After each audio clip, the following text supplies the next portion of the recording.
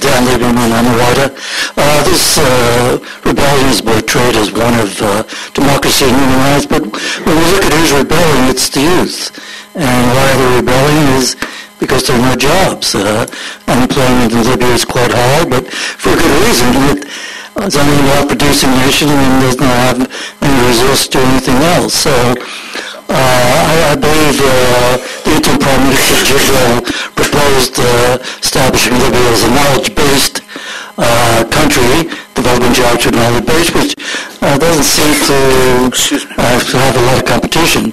I was wondering, will the rebellion be successful if it can't provide jobs, and how will it provide jobs?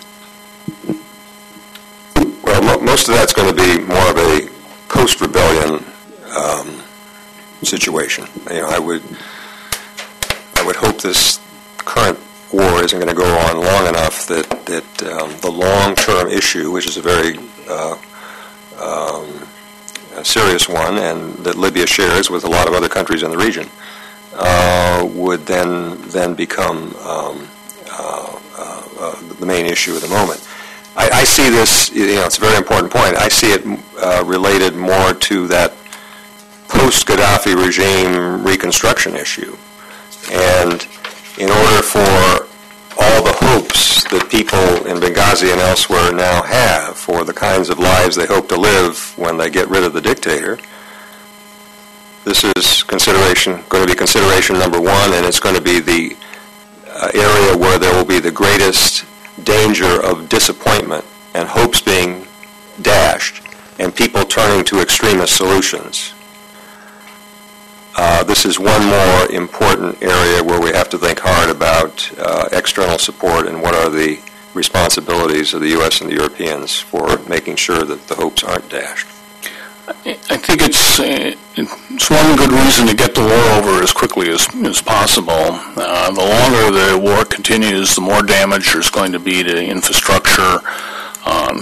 More people are going to be out of work, unable to, employ the skills they have. The more reconstruction effort that's going to be required at the end. But I think helping the rebels get their finances sorted out and giving them the resources to pay salary, to get the guarantee that they can get the oil industry up and operating again, I think those are things that could be done and could be done, even now before we get to the post-Gaddafi, stage of this thing.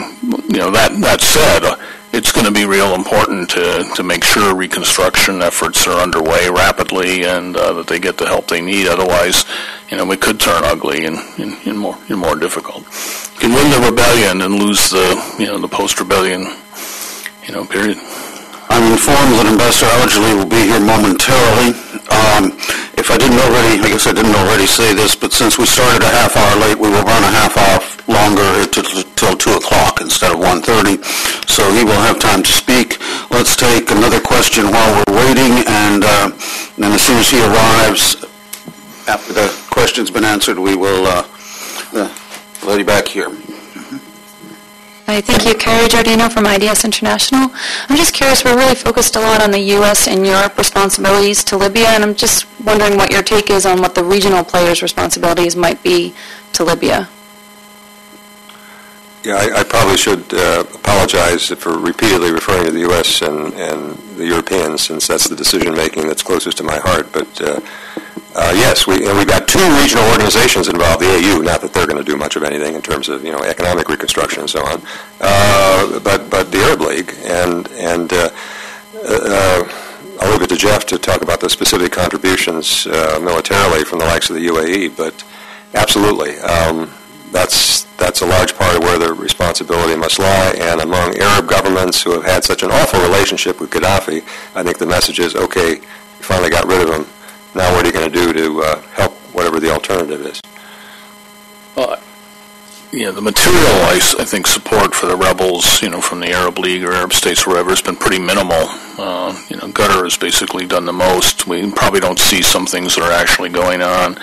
There was reporting early on that the Egyptian military was providing, some military assistance to the rebels, but that's kind of evaporated. So they're not doing much in direct support for the rebels at this point, direct military support. The air contribution is pretty minimal. It's mostly a demonstration of commitment. It doesn't have any real effect on the military situation. So they could I think do more. I think it was maybe important or at least useful for the Arab League to try and get the I think Arabsat to stop broadcasting Libyan government essentially propaganda about the course of the war. So that is if that's actually happening, that is I think a useful contribution. But they could do could probably do a lot more. Could do a lot more, I think. I think I already mentioned the Egyptian case to some extent. Obviously, Egypt has a great interest here, but it's also preoccupied at the moment. But I think we should also recognize that Tunisia is facing a major refugee problem in the south, whereas the existence of a safe zone around Benghazi means that you don't have huge quantities of refugees pouring across the Egyptian border, although you did very early in the conflict. We now have a major refugee problem in southern Tunisia, and so they're certainly involved already, perhaps unwillingly so at a time when they themselves are going through a major political transition, but the Tunisians are certainly trying very hard to cope with the pressures of Libyan flight into southern Tunisia. Yeah, the Tunisian thing is an interesting piece of this, right? The Qaddhafi's forces are occasionally operating inside Tunisian territory.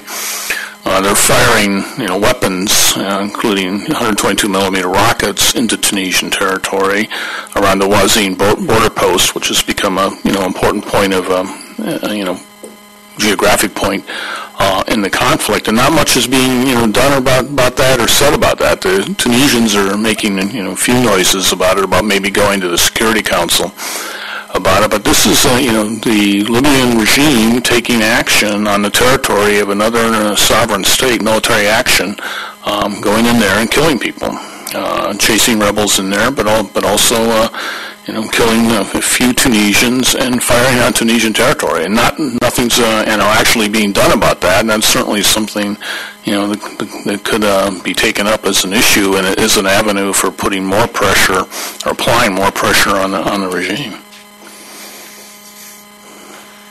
Straight back